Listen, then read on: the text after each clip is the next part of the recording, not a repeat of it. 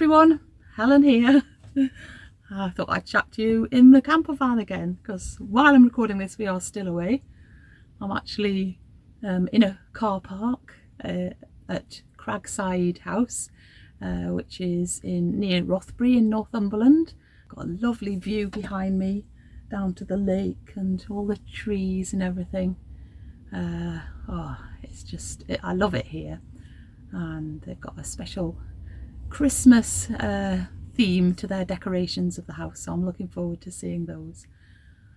Thank you so much to everybody who wished me a happy birthday yesterday, and actually a couple of days before that who were wishing my mum happy birthday as well, so thank you for that. It's really lovely. Having a really lovely birthday trip, and I've taken lots and lots of video and photos which I'll share with you in a bit more detail after Christmas. I'll make a special camper van trip video, and but I thought I'd just tell you one or two things, give you a little taster maybe today of some of the things that we've been up to. We've been quite lucky with the weather really. There's been a bit of rain, but it's mostly been through the night, and well, today the sun's coming out, so that's really nice, a real treat.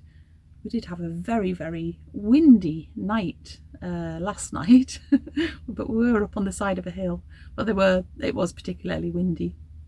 I think that it was gusting at about 55 miles an hour, and the van was just rocking all through the night, which was quite soothing really. I didn't mind. I had a very good night's sleep. So I'm just going to show you a few little highlights of what we've seen, and obviously I'm going to tell you a lot more about it sometime in January, I should think it will be.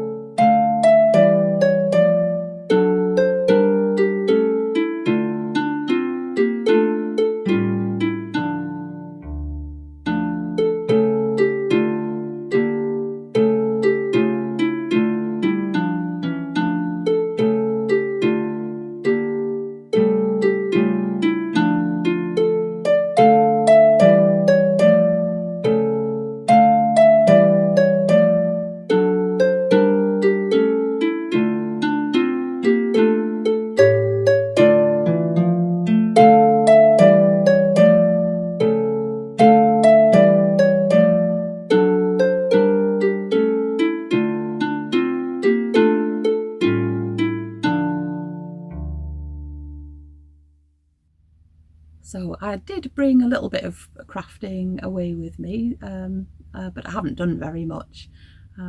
We have mostly, well, the couple of evenings that we've been away, we've gone into a pub in the evening, and I have taken knitting. I did some sock knitting in one of the places, and I have done a little bit of crochet in the van, but I didn't bring any of my Christmassy things, the little bichon project I didn't bring away with me, but I'll catch up with that when I get home, and then I'll show you where we're up to with that.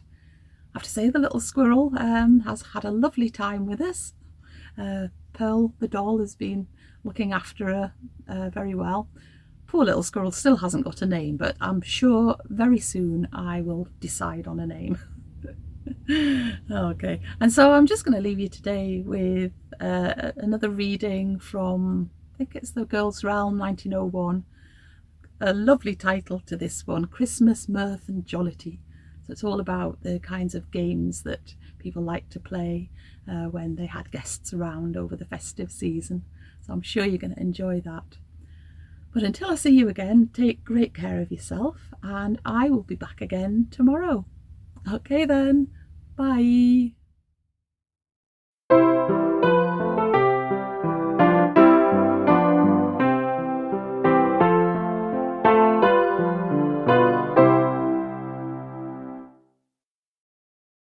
Today I'm reading from the Girls' Realm Annual, 1901. Christmas Mirth and Jollity. Some suggestions for Yuletide games.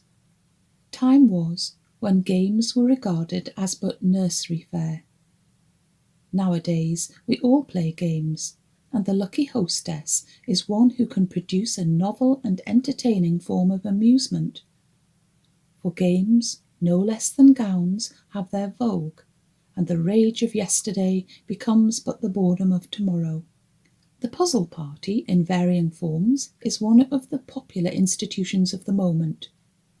It is not always carried out on exactly the same lines, for the clever hostess usually endeavours to introduce some little touch of originality into the occasion, which shall lend novelty to her party, but the general scheme remains much the same.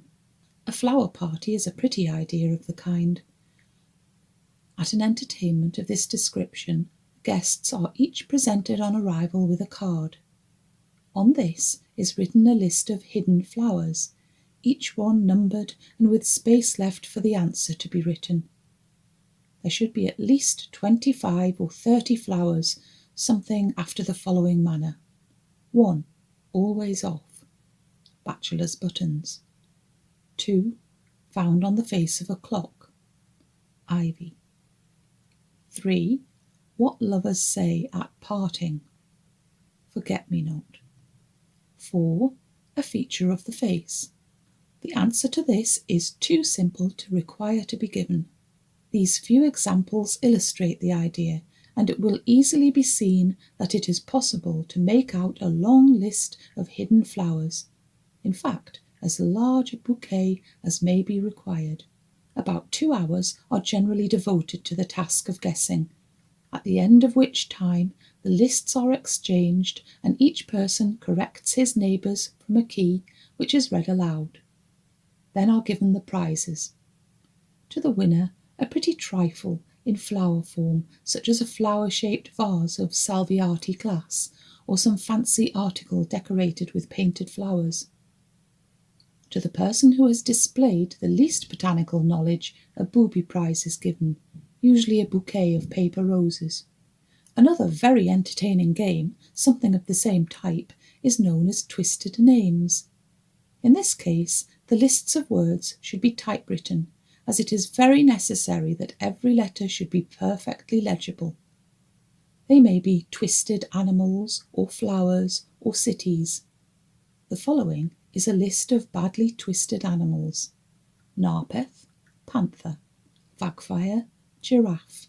Seertoot, tortoise. Hapsatan, pheasant. Terot, otter.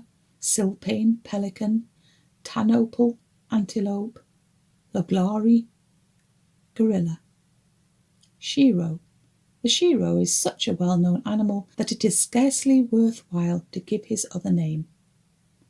An entertainment which makes still less demand upon the intellect, but finds favour in the eyes of many, is the guessing competition. For this, a table should be previously prepared with all the articles upon it which are to form the subject of the competition. These may vary according to circumstances. Good subjects, however, on which to sharpen one's guessing faculty are the following. How many banknotes weigh as much as a sovereign? How long a short piece of candle will burn? How many words in a long newspaper article? How many yards of string in a ball? How many beans in a jar? How many coffee berries in a bottle? How many pips in an apple? How many pages in a big book? The height of a hat? The weight of an umbrella?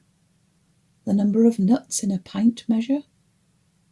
Which holds the most water, a tall, slender tumbler, or a broad, shallow cup? Ingenious people can, of course, think of many other puzzling problems. The articles should be numbered, and pencils and paper provided for the players, who put down their guesses opposite the numbers. An entirely different kind of guessing game, and which always produces a great deal of merriment, is the eye-guessing contest. For this, one end of the room must be darkened, or folding doors may be utilised, or a doorway leading into another room. Half the party then retire into the darkened portion, while the others remain on the light side. A large curtain or sheet having 2 slits for the eyes is hung between them. Those in the light portion are armed with pencils and paper on which to inscribe their guesses as to the identity of the eyes which will presently appear at the curtain. When all is ready, a member of the dark party stands close to the curtain and looks through the eye holes, while those on the light side try to identify the owner of the eyes. A number is called from behind the sheet as each person looks through, and a record is of course kept on that side as to the correct identity of the various numbers.